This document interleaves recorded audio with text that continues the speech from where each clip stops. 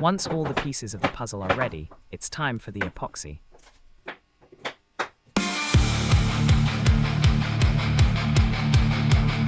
For this project, I made a mold from 2 layers of packing tape, glued together sticky side to sticky side.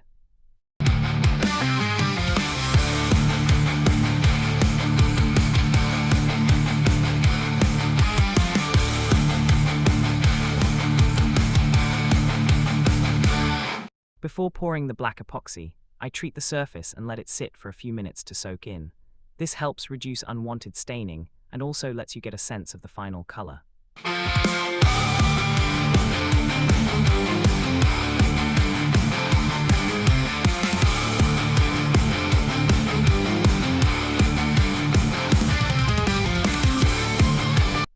When it's time to pour the epoxy completely, it's very important to press the piece down onto the table.